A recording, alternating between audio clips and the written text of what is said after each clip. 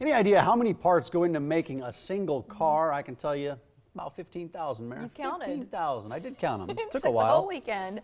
Well, what if those parts stops working, whether it's minimal all the way up to major, all kinds of problems can develop. Yeah, that's right. Let's see what 3 viewers are facing. Peter Fink returns from Certified Transmission. Good to see you, Peter. Hi, Peter. Great to be here. I'm Yes. glad you Welcome counted back. them all because I haven't I got counted every them. single you one. know, It took me longer than a weekend, though. I'll tell you that, Mary. Let's get to this first question. The first question is from Dan. The battery in my 2003 Dodge Dakota died last year. After I replaced it, I noticed the four-wheel drive light was on, and for some reason, I can't even engage four-wheel drive any longer. Any idea what's going on? Well, okay, first of all, four-wheel drive is actually fairly complicated on a car, and there's a lot of moving parts to it, okay? You've got either the switch on the dash, you got a lever on the floor, depending which one. If it's got the switch on the dash, it's got a computer, you got the transfer case, you got the drive shaft, the front differential, the actuator on the front differential, and then the hubs on the front wheels, okay? I just see a button on my car. Oh, That's yeah, all I there you see. go. Okay, the button is what most of them have, and that's probably what this has, okay? Probably what has happened, believe it or not, even you don't consider a 2003 really a new car, okay? Obviously, at 12 years old, but it's got computers on it, okay? And they got a computer that controls this four-wheel drive transfer case. And chances are, when you unhook the battery, computers don't like that interruption of no power. Just like your home computer, if all of a sudden you yank the power without proper shutdown, then guess what? You got problems, okay, and stuff. So it probably lost its program on the transfer case, so you probably have to get into a shop and they've got to clear it and put a new program in it and probably update the computer to the engine also on it, okay? Truthfully, my shops can look at this one, okay? Obviously, we work on four-wheel drives and transfer cases all the time and stuff. The other possibility is it could be the actuator on the front differential, but since it's done with the battery, okay, I've heard of cases where the computer goes dumb and loses its program. You know, new cars, they actually have, when you take a battery out, you're supposed to plug into the cigarette lighter a small battery pack to keep the computers alive. Oh, before you remove the battery. But what if it just dies? Well, if it just dies, you know what? It usually gets expensive and it can ruin a lot of stuff. Well, it's good to know it can be fixed, that it's not, you're not out of luck forever. And we're not talking a ton of money, okay? If it needs a reprogramming, you're probably looking at our shop around $250 for all the computers on the truck, okay? Right? You know, don't think we got to replace it, no. All right, let's get on to our next question, and this one comes to us from Matt, who says, with the new types of oil that are on the market, I've heard you can go 5,000 miles. Let's just knock a few zeros off that, Mary. Between oil changes, is that accurate, or should I stick to 3,000? Thanks, Matt.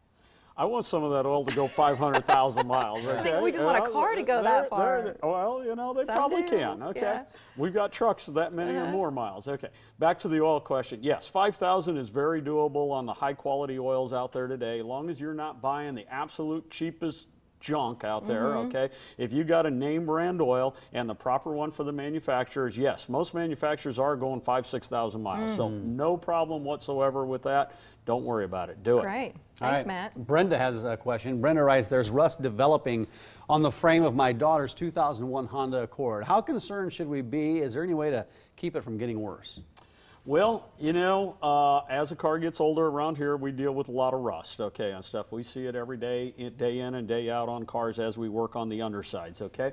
If it's just a surface rust, okay, then it's not really anything to be too much concerned with. If it's going to be where the frame, and she said it's on the frame, so that concerns me a little bit. You might want to get it into a shop, have them look at it, get an expert opinion on it, okay, to see what's really going on, to see if the frame is really rusty, or does it just have some surface rust and with maybe one layer of metal going away. Okay? Can you put some kind of coating on it to keep it They from can spraying, clean it off, they can what do sand it, they can put some undercoating on it, okay, to help slow it down. Is there a cure to actually take it to make it stop? No, there isn't, okay? The best cure before that is to obviously wash it, have it undercoated when you buy a new car, that it doesn't really start, okay, and stuff. Okay, once it starts, the only way to really, you can slow it down, but you can't really stop it or reverse it unless you cut it out, weld in new sections and all that. That's expensive. I don't think you got to go there. Most cars all have rust on the underside, okay, and they're not critical, okay, and stuff. That's just the nature of the beast around here, okay, in the Midwest, okay. I always feel like they're trying to upsell me at the car wash when they say, "Do you want to get the under?" But you try to do it once a season. It does feel like it, but you know what? It's probably the best extra couple dollars you can do, okay? I would recommend always get the full wash. I do. We really don't wash our cars enough around here, okay, and stuff, you know, and not just through the winter, but even through the summer. I mean, it's just a good idea to do it. We got a new car last week, and they asked us if we want to put that underbody sealant on it. You bought a new car last week? Well, we got a new car, yeah. Well, that's not the point here. Wouldn't you say something like you come to work and you make a significant purchase? But is it worth it to get that? We're running out of time here. Is it worth it? Is it worth it to get that underbody sealant, protectant, whatever? You know, it's good if you're planning to keep the vehicle for a long period of time, okay? It just depends what kind of owner you are. I'm one to keep them forever, okay? So yes, I would do it. If you're one that plans to get rid of it in 5 years, well, obviously it becomes the second owner's problem, not yours. The rust doesn't hit until a few years in. Exactly. 5 locations for certified transmission, and if you have an issue that you think Peter or a member of the team can help with, we encourage you to go to certifiedtransmission.com. You can make appointments there online if you want. Thank you, Mike's Peter. got a new car. I got a new car. I don't even recognize him anymore. I'll tell What's Mary everything I happening do here? around my house.